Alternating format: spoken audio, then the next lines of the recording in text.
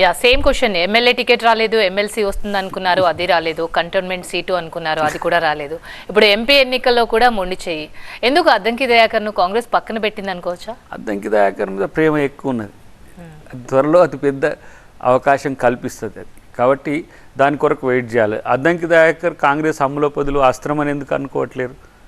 ఎవరో బయట నుంచి వచ్చే వాళ్ళకు రాగానే టికెట్ ఇవ్వగలిగిన సామర్థ్యం ఉన్న మా నాయకత్వం నన్ను ఏదో పక్కన పెడుతుంది అనుకోవడం, మన వాళ్ళు కూడా పెట్టినట్టుంది నిన్న తెలంగాణ త్యాగరాజు అద్దంకి దయాకర్ అని. త్యాగరాజు ఏం కాదు, ప్రత్యామ్నాయం ఉంటుంది.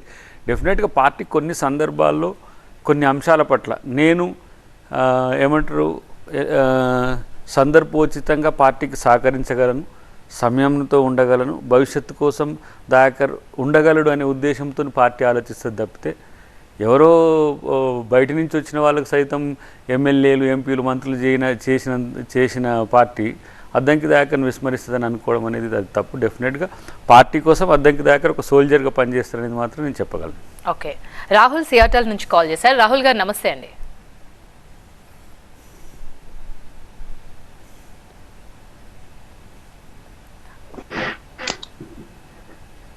రాహుల్ గారు మాట్లాడండి, వినిపిస్తోందా?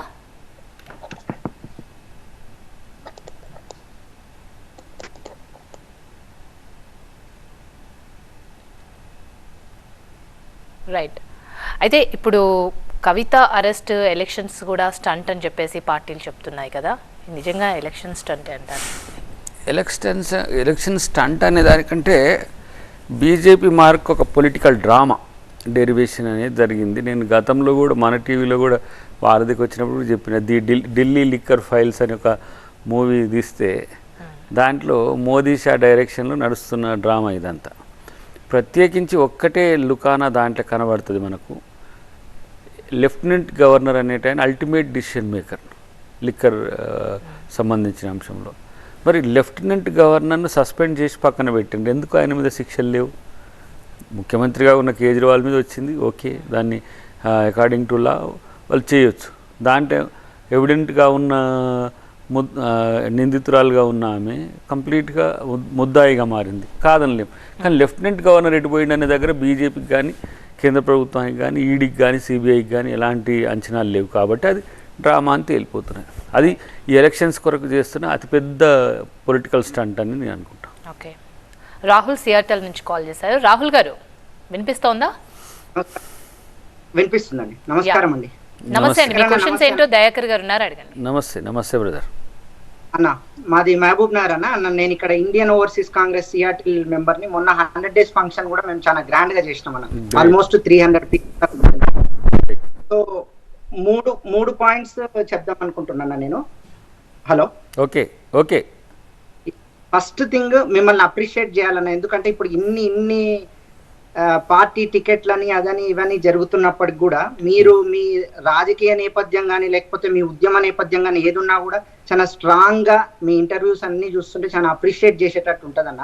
Thank you. రెండో విషయం ఏంటంటే మీలాంటి వ్యక్తులు అంటే లైక్ ఈ ఒక భాషా పరిజ్ఞానం, విషయ పరిజ్ఞానం ఉన్న వ్యక్తులు ఒక పర్టికులర్ కమ్యూనిటీకి కాకుండా కంప్లీట్ గా మీరు తెలంగాణ సమాజం కోసం ప్లస్ రాష్ట్ర పౌరులు అని చెప్పి మీరు తీసుకునే స్టాండ్ మాత్రం always it is something that we all appreciate అన్న.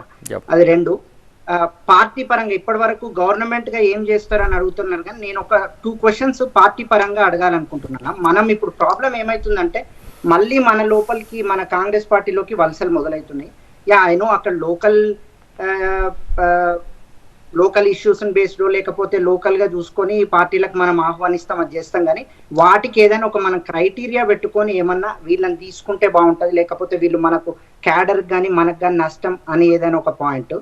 నెంబర్ 2, మన నాయకులే ఇప్పుడు మళ్ళీ స్టార్ట్ అయింది మీడియా ముందుకు వచ్చేసి పెద్దలు వి హనుమంతరావు గారు లాంటి వాళ్ళు కానీ ఇట్లాంటి వాళ్ళందరూ వచ్చేసి మీడియా ముందు మాట్లాడుతున్నారు.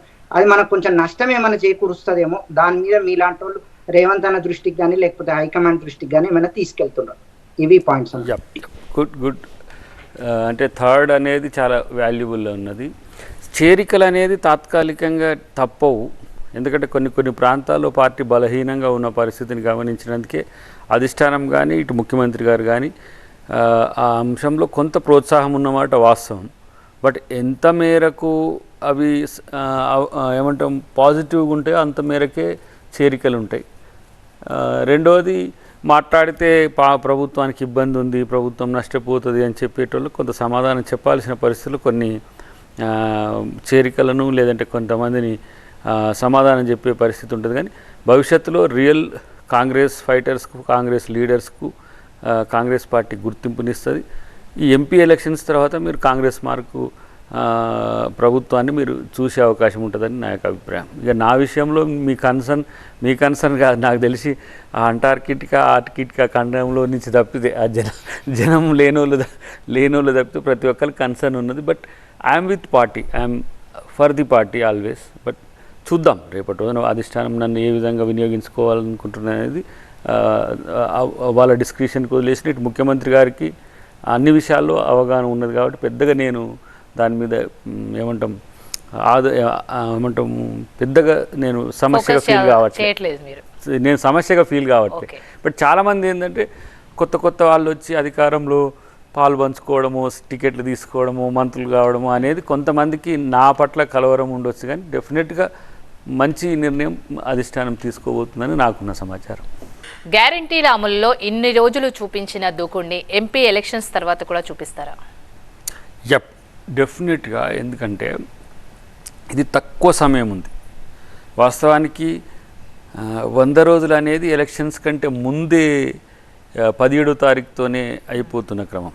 బట్ కొంత ఆర్థిక వెసులుబాటు కలిగినాక కనుక ఎలక్షన్స్ వచ్చి ఉంటే ఆ 6 గ్యారెంటీల్లో ఉన్న 13-14 అంశాలు ఫుల్ఫిల్ అయ్యాయి. ప్రత్యేకించి మహిళలకు మహాలక్ష్మి పథకం అనేది ఒక డ్రీమ్ మాది. ఎందుకు కర్ణాటకలో అది అమలు చేయగలిగినాం. ఇక్కడికి వచ్చే వరకు అభ్యర్థులు ఏమంటాము లబ్ధిదారుల ఎంపిక అనేది ఒక సంక్లిష్టంగా మారిన పరిస్థితి ఉన్నది. రెండవది ఏంది, ఆర్థిక అంశాలు డెఫినెట్గా నేను అనుకుంటున్న 8,000 కోట్ల నుంచి 12,000 కోట్ల మధ్యన అయ్యే అవకాశం ఉంది. సో అవి మనకు అందుబాటులో లేవు. అంటే ఏంది, ఒకటేసారి ఏదో తెలంగాణ ఖజానా మీద దొంగలు పడి దోసుకొని ఉన్న పరిస్థితి ఉన్నది. మా ముఖ్యమంత్రి గారి భాషలో చెప్పాలంటే లంక బిందెలు ఉంటాయని అనుకున్నాము, కానీ ఆడ మట్టి బిందెలు కూడా లేని పరిస్థితుల్లో ఇప్పుడు ఏ విధంగా ఆర్థిక సమీకరణ అనేది ఎట్లా చేయాలనే అంశంలో క్యాబినెటే కాదు మొత్తం మా పార్టీ కూడా సీరియస్గా ఆలోచిస్తుంది. అవి వచ్చినాక మాత్రం అన్ని అంశాల్లో ఒక స్పష్టత వస్తుంది. ఎప్పుడు కూడా అంటే తెలంగాణ మోడల్ అంటే ఏందో ఇండియాకు తెలిసే విధంగా పరిపాలన ఉంటుంది. రైట్.